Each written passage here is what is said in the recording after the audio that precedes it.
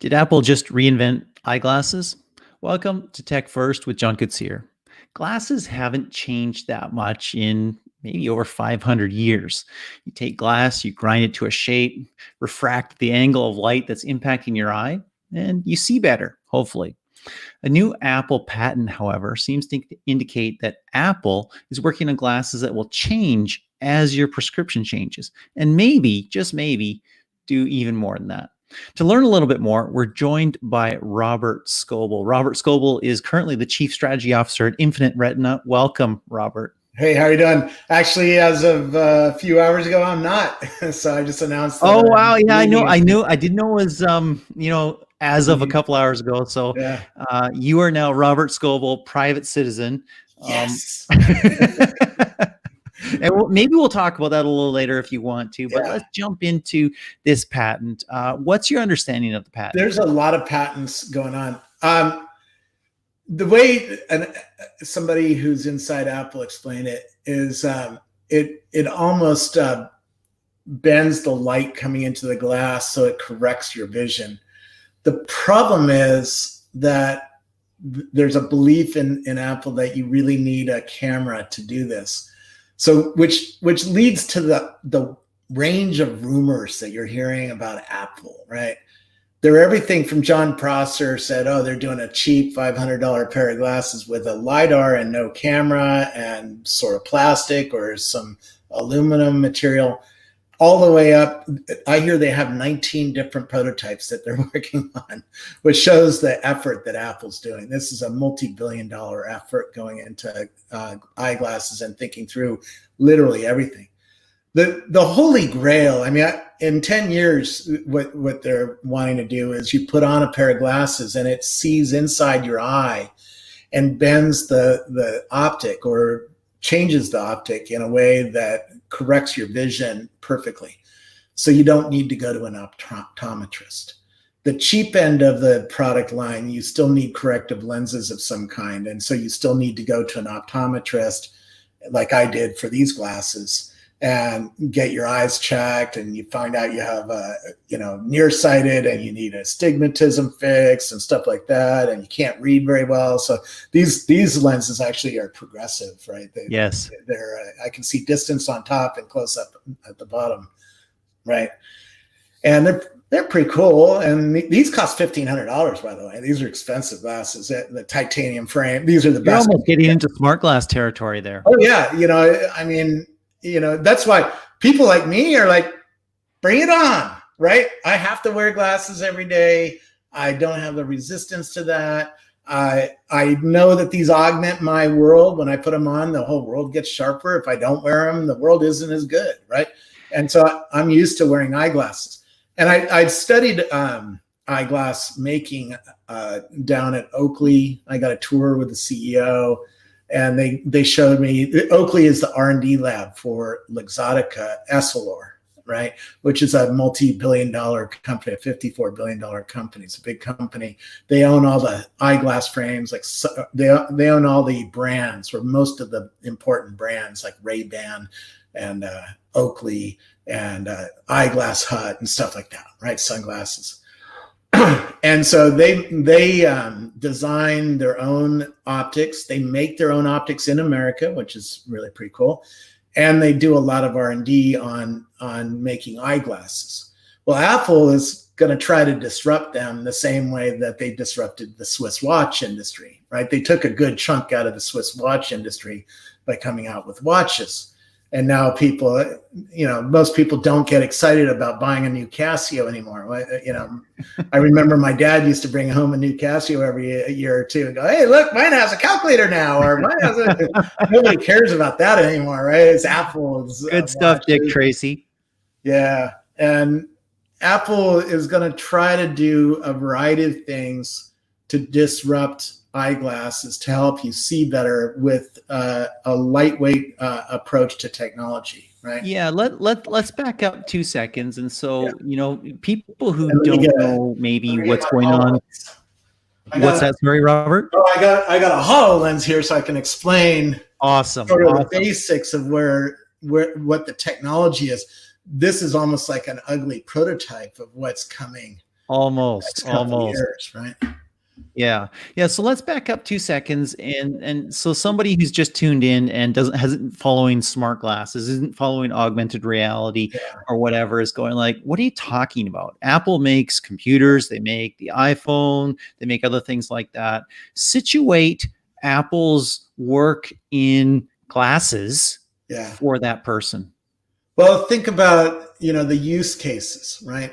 You're driving a car. Why are you looking down at a screen, at a phone screen, to see a map or to see a number or to pick up a call? Why are you even touching this or picking it up? If you had a screen on your face that you could talk to, you could just say, hey, Siri, pick up that call, right?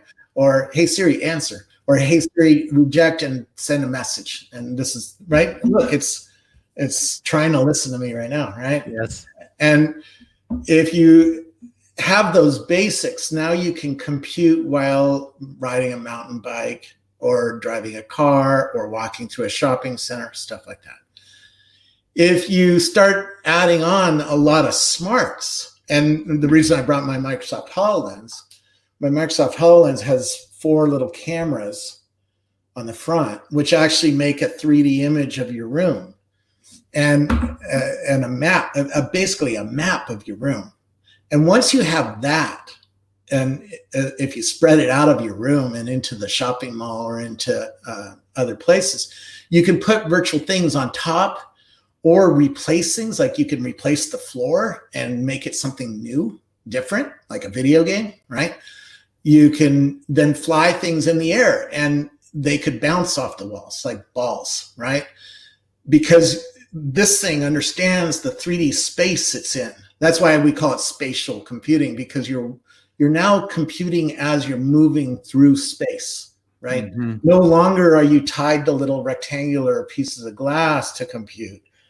You can compute on literally everything, right? And that's almost a magic leap. It is, and that's what Magic Leap was trying to do, and that's why they got $3-something billion now, right?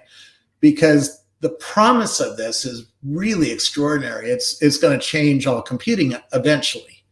It's just we're like looking at early mobile prototypes right now, and the Palm Pilot hasn't even come out. And we're starting to talk about, well, someday everybody's going to have a phone in their pocket, and so a lot of people look at me like a crazy person, right? But I know what the tech industry does. The tech industry takes something that's big and expensive and ugly and makes it super small, super cheap, and super usable, right? Mm-hmm. So in 10 years, this HoloLens is in my pair of glasses, and now I have things coming out of the walls, and I have all sorts of new utility.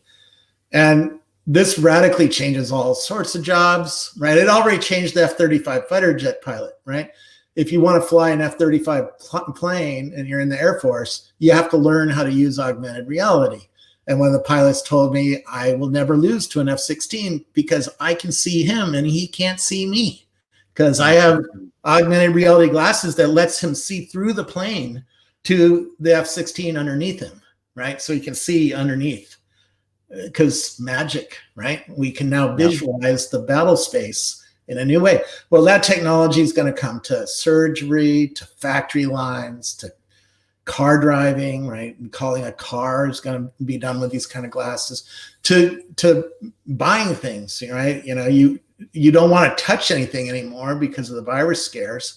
So when you go into 7-Eleven, you want to buy a gallon of milk, you can just tell the guy, just charge me for a gallon of milk, and it'll do Apple Pay right from the glasses, right? Mm-hmm. Thanks to all sorts of technology that's coming, right? Mm-hmm. Mm-hmm. But all of that's going to come in the next decade, right? It's going to come piece by piece by piece in the next decade. You're already seeing this year. Nreal is a company in China that's coming out with a pair of glasses that's a lot smaller, much more like eyeglasses than this, right?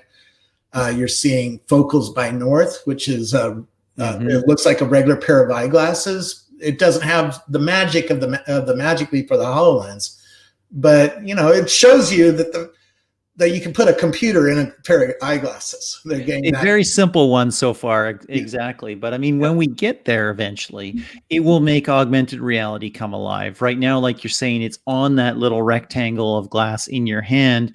And Yeah. sure, you can look at the world through that little lens, Yeah. or the whole world can be that lens in some sense, right? So, I mean, we're talking what, 5, 10 years away? What do you think? The first Apple glasses are coming in 2022. Focals by North are coming this fall in 2020. Magic Leap has another pair coming 2021. Nreal has a pair coming later this year. And even if all those dates slip by 6 months, who cares? You know, it's next year too. There's all sorts of new stuff coming in the next 24 months. So we're just at the beginning of this revolution, right? Now, does any of that work with consumers? Does it sell to everybody? Probably not. And probably another 5 years before everybody can afford one of these, and maybe another 5 years after that before they're so amazing and so great that everybody's forced to wear them. Well, that's the interesting point, actually, when it comes to Apple, because Apple typically doesn't release like a developer version of something, right? You didn't have a developer release. No, but they did do the Newton.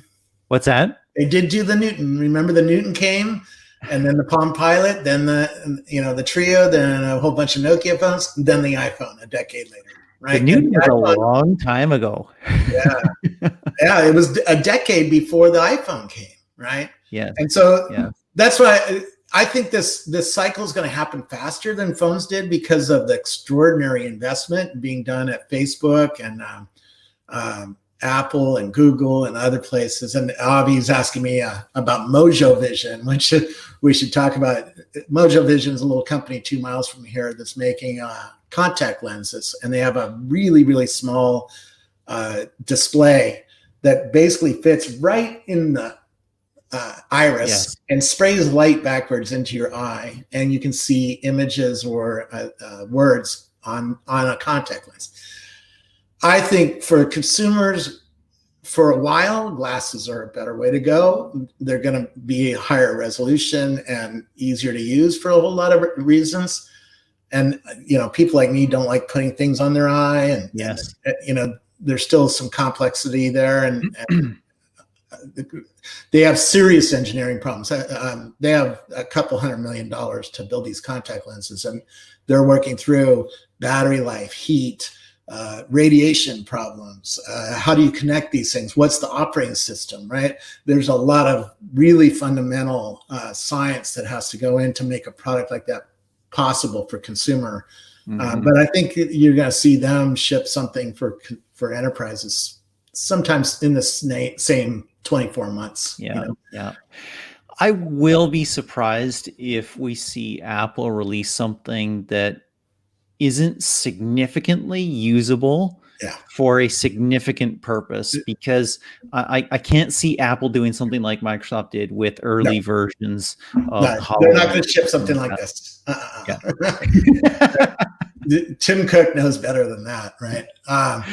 No, when Apple does move, it's going to be with a product that is appealing to a lot of consumers, right? It's going to be like the watch or the AirPods, and they're going to have thought it through.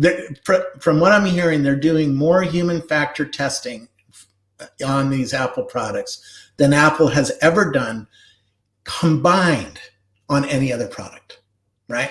So they're putting a lot of effort to make sure that they nail what you're talking about. They have to look good, they have to feel good, they have to give good utility, and they have to be a decent price that people can afford, right? And it has to augment the Apple ecosystem, the iPhone ecosystem, right? And that's a lot. It is a lot, but it is also a major revolution in computer human interface. Yes. Situate it maybe for us for a moment. with the other revolutions that we've had with computer human interfaces, right? I mean, we We got had three major ones, and we right? got screens, we got keyboards, we got mice, Well, right? in my book, we laid them out. This is the fourth real paradigm shift of computing, right? The first one was tech screens with an Apple II or something like that, right?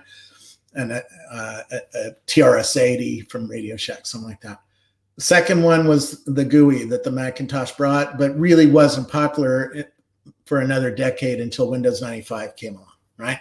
Yep. And then mobile phones kicked along for a long time, like we said, Newton and then Trio and then Nokia phones and Blackberries and all sorts of devices. And then the iPhone comes along and really nails this new use case. And now everybody uses a phone that looks like an iPhone, right? And this next paradigm shift is computing that you use while walking around, right? While moving around in space. And there's different slices to it. There's VR, which is going to be much more immersive, and it feels like you're in an IMAX theater and you're able to really be immersed inside the video. This is why most of the people building VR call themselves immersive designers or developers, right? But VR brings you presence, which means you feel like you're together with somebody. AR can do some of that, but VR really is the pure drug because you're totally in a virtual environment and with a big, huge screen. And by the way, we're going to see many new products from the VR side over the next 24 months as well. HP has a new device coming. Sony is rumored to be announcing one with the PlayStation. We'll see if they announce on the 11th with the PlayStation 5. There's a new Oculus Quest coming, right? So there's a lot of new devices coming in the next 12 to 18, 24 months from the VR side as well. And that's going to be pretty interesting for a whole lot of things, for entertainment at home, for personalized media viewing, for exercise. I'm getting exercise now that I never used to get, right? And in my VR headset, right? Yeah. And then you're going to see this eyeglass thing, and they're both going to come from separate points of view, and they're going to converge probably in 2025 to 2030. And Facebook is coming out of the VR world, right, with the Oculus Quest, and they're going to get closer and closer to eyeglasses. And then Apple's going to come with eyeglasses and get closer and closer to VR, right? Mm-hmm. So and get them more and more featured and more powerful. And as computers continue to shrink over the next decade, you're going to see the two come together. And I expect we'll have one pair device that does pretty cool stuff for both VR and AR. But for the next 3 to 7 years, I think you're going to have two separate devices: one for playing games, training, being entertained, being immersed in media, being in the sporting event, right? Being in the arena, and then these lighter weight glasses that give you utility while living your life. Yeah. I mean, got some famous people on watching and commenting, so. Yeah, exactly. And only some of those are going up there because only some are relevant in given time. But in some sense, the VR people have a harder task in terms of painting all the pixels. In other senses, they have an easier task because it's something that you use occasionally. It's not something that you're intending to wear 15 hours a day or something like that. It's hard to build something that you can have utility with while you're having a conversation like we are right now, maybe in real life, while you're walking, while you're driving, or other things like that. Yeah, it's this is the engineering problem that Apple and Facebook are fitting into this, right? The optics, the little screens that are inside, a HoloLens or a Magic Leap or a device or an Nreal, generally give you about a 40 to 50 degree field of view. So field of view means with HoloLens, I get to see about that slice, a box about this big. So I'm not immersed. It's not like being in an IMAX theater. Like with VR, I get 90 to 110 degree field of view. My human eye can almost see 180 degree field of view, right? So even with VR, I sometimes see an edge to the display, right? It doesn't bother me because the display is so big visually, right? With these eyeglasses, they're having to make choices on size and on battery life and heat And so they're having to go with devices or ways to put light in your eye that reduce the resolution or aren't as bright, aren't as colorful, aren't as contrasty. This is a problem with Magic Leap, right? When I wear a Magic Leap, particularly if I try to do it outside, it doesn't look very good. It's almost unusable, right, in bright sunlight. And so now Apple's going to have to really come up with a smart way to put light into your eyes without using much power, because you don't want big ass batteries on your head while you're mountain biking or running or shopping in a shopping mall, right? You want really small glasses. And so right now we're in this kind of space where the technologists who are building these devices really have to make trade-offs, right? They have to decide, are you going to go for a big field of view? You can do that. I just saw some optics coming from Loomis in Israel that give a 90-degree field of view with 20,000 nits or 10,000 nits, really bright images, but the projectors are big, right? And they need a big battery to fire them. And they cost money, right? I mean, a HoloLens is $3,500 and Magic Leap is $2,500, right? And right now these are fairly big devices. You got to make a trade-off. Do you want that, or do you want a smaller pair of glasses, like Focals by North, that have a much smaller field of view and much less resolution to work with? Good and for a limited feature set. What's that? And a limited feature set. Yeah, but still pretty exciting, right? Because if you see your wife calling and you see notifications and you see your heart rate while you're running, and you can see a whole bunch of utility stuff. And if you get your vision augmented, like you can make it work at night, right? Think about this one, right? These little sensors are making a 3D map of my house. Yes. And so my HoloLens already knows literally every centimeter of my house, right? Yep. So why do I need the lights on to walk around my house? It knows where it is in space. Yes. And it's spraying an invisible grid of light on the world. This is what the LiDAR is in a new iPhone or a new iPad, right? There's a little one on your iPhone, right? It's aimed at your face and it does face recognition. That's 30,000 points of little data on your face. The iPhone coming this fall is going to have 300,000 points of data. So now you start aiming that thing around your house and it's going to start doing magic, right? Yes. It's going to start doing really pretty advanced, I call it next generation augmented reality, really advanced stuff with your house. So and not just in your house, at some point outside as well. What's that? And not just in your house, at some point outside as well. Yes. And that's where you start talking about the AR cloud, right? And when you start talking to Niantic, who makes Pokemon Go and just bought a company called 6D.ai, they were building a map of the world in 3D, right? With a whole bunch of data on top of that map.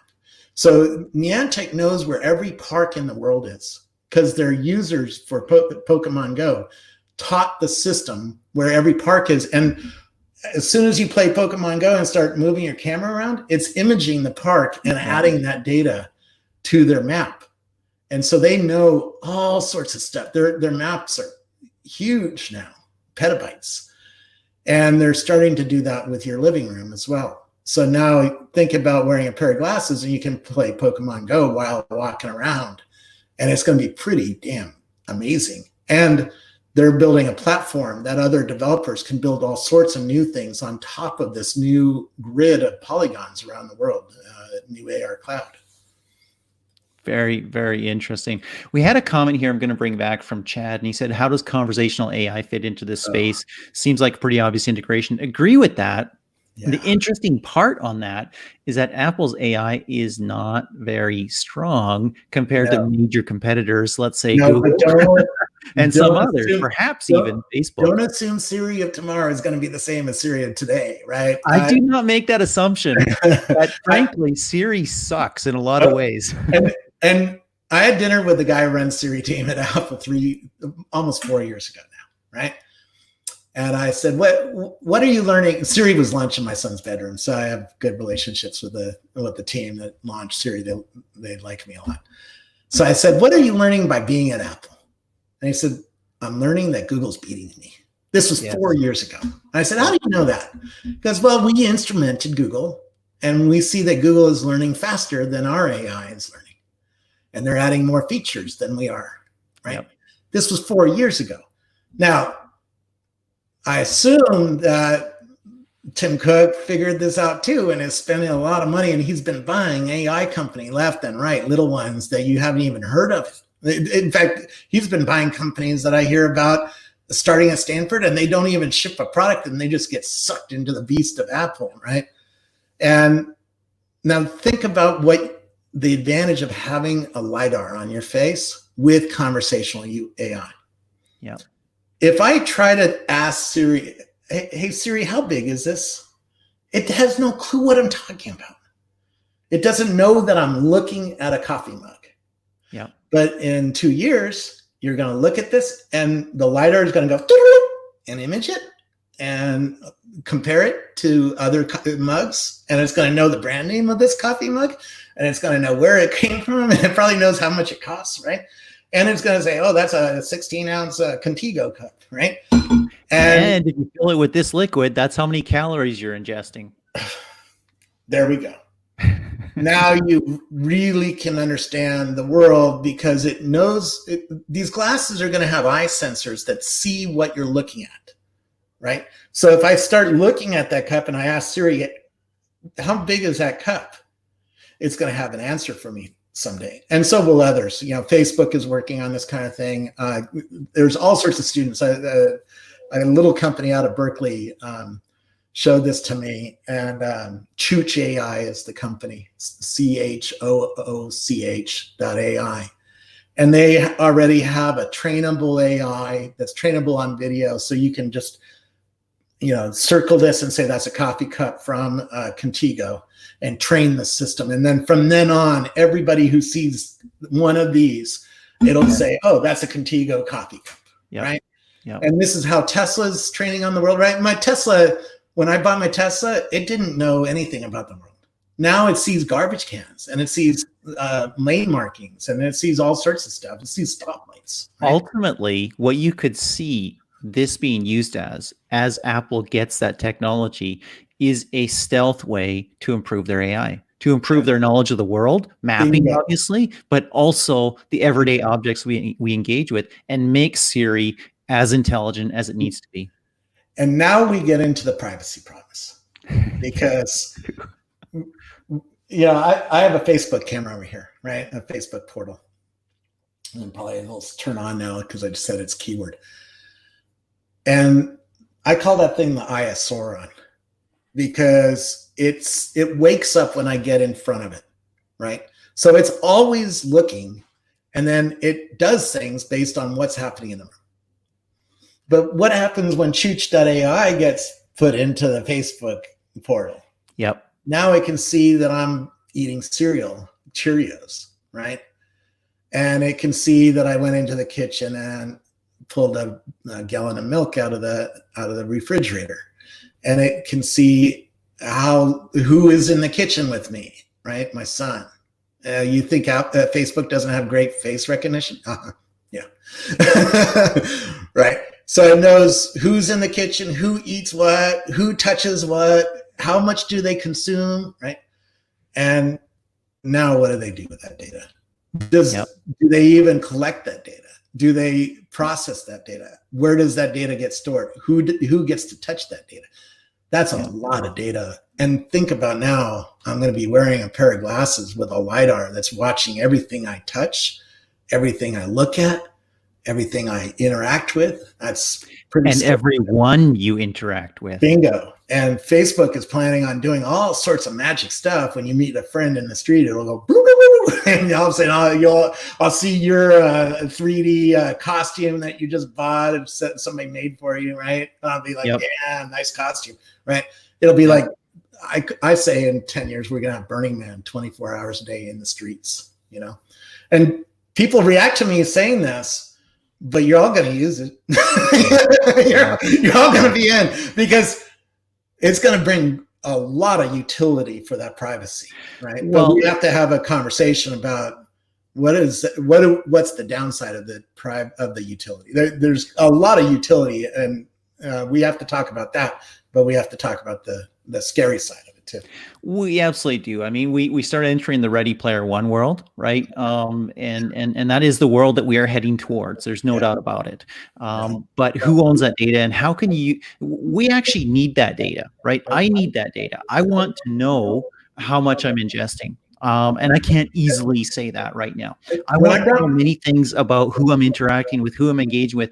I see you on the street 5 years from now. I'm going to remember you, but there's many people that I've met that are maybe Facebook friends that I don't have a clue who they are if I see them. But in 5 years, how do you know it's really me? I've seen AIs that scan the 3D image of me, and then there's AIs that can talk to you, right? So, hey, I might send my bot on your show, and you won't know until you ask a very specific question. And absolutely. Yeah, Mary is asking about GDPR and all these regulations. The regulators are going to struggle with figuring out what is the right thing to do, and the companies themselves are struggling.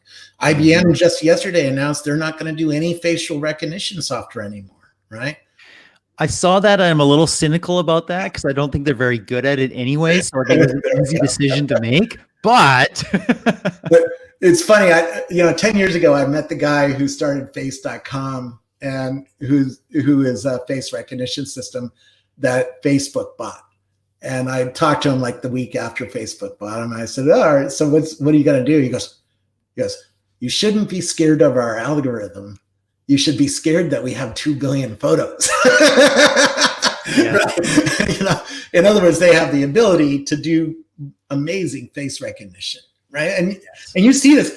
I don't know if you've ever done this, but I was filming a video a couple months ago of my family, and a friend walked in the picture, and instantly it said, "Would you like to tag Andy?" And I'm like, that thing is fast, and it's hooked up, and it knows all my friends, right? So it knows who's probably going to be. It can reduce the set of choices, right? And be freaking. And you said, Andy, what did you build? Yeah, it's crazy what's potentially possible, and yeah, we need to have some conversations about what's possible, what's probable, what's good, what's bad. It's interesting. When I got my Google Glass home, my wife, the first question she asked me is, does that show me anything about people? And that gets to, we have a need for remembering names, yes. Right? Even at a conference, you're wearing a badge. I was at Davos, and I met this guy that said Peter Pyatt, right? Bill and Melinda Gates Foundation was very, very memorable. And people around him were talking scientific to him. So I knew he was a scientist of some kind. I knew he was famous at some point because he's at Davos, and he works for Bill and Melinda Gates, and they don't hire dummies, right? So he's a fascinating dude. But I couldn't get on Wi-Fi. There was no Wi-Fi where the party was. And I couldn't Google him. I get back to the conference center and Google him. Well, he discovered the Ebola virus, right? Now, if my glasses had said, hey, he discovered the Ebola virus, we would have had a completely different conversation that night. Right? Yes. Yes. But this is the expectation. We want these kinds of memory aids, and we're going to ask for them. If your family member has dementia and can't remember your name, that's frustrating for them. It causes a lot of anger amongst dementia patients because they can't remember anything. And it's frustrating for the family member. So put on a pair of glasses and it reminds them, oh, that's John. That's your son. I think that's points at your face. And so your brain can stay together a little bit more, and, survive a little bit more, and even have a little bit more fun with life. Right. And you get augmented in ways that don't require being plugged in, which we think may happen at some point as well. But I think that's absolutely huge. Absolutely. That's way after my time. Maybe not. Maybe not long. Depends what Elon Musk has to say about that. You know what? If I get Parkinson's and my hands are shaking like this and I can't hold a cup of water, what do? They put a probe into your brain. I met the surgeons who do this. It costs $150,000. They put a probe in your brain. They find the place where that's causing this shaking. They turn on electricity, and they stop it. And it cures the Parkinson's. You can go to YouTube and see the effect of deep brain stimulation, and it stops their hands from shaking. So if I get Parkinson's tomorrow, and in a year my hands are shaking like that, I'm signing up for that, right? Well, that's not far from Neuralink. Yep. So you start thinking, okay, well, what's the next step? That's what Elon Musk is working on with Neuralink, is putting little wires on the brain to do things for you. To remind you of things, to tell you things, and to let you communicate with the digital Siri, right? But without voice. So think version 50,000 of Apple glasses. Yeah, where it's actually an eyeball. Version 4. Connected with the optic nerve. God plugs in, you know. And that's literally scary for a lot of people. I think if you come at it as a Parkinson's sufferer, it's not scary at all. You're signed in, right? You're very willing to sign up for the side effects that come with putting something in your brain, to having somebody drill into your head and have a little robot stitching up some wires. I'm in. Yeah. It's just, we're so early right now. It's hard to conceive of that world, and it's hard to conceive of the utility. But the people who tell me about brain and have let me experience some of it, you start thinking things and things happen, right? So think about having a third arm in a video game, shooting, right? Or something, throwing a football. I can throw 3 footballs at one time, right? Yep. Because my brain can start hooking up to a virtual limb or a robotic one, right? Yep. Think about driving a new kind of robot where I'm working a factory line and I'm controlling 6 arms with my brain. And that's exactly what Kathy Hackle and I talked about last week on TechFirst as well. So we're going to have to draw this one to a close. It has been fascinating. I do want to thank you, Robert, for being part of this. Much appreciate your time.